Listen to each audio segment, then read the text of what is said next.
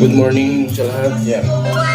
Para lumaki itong dibdib nyo tsaka itong braso, upper body. Paano masabi?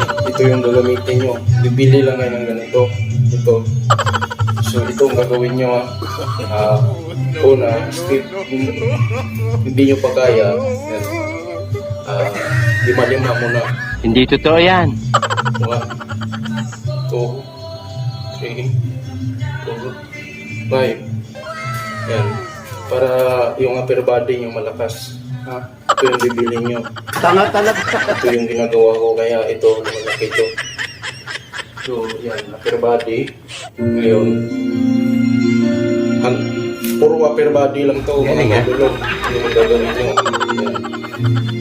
Pwede yung 1, 2, 3, 4, 5, 1, 2,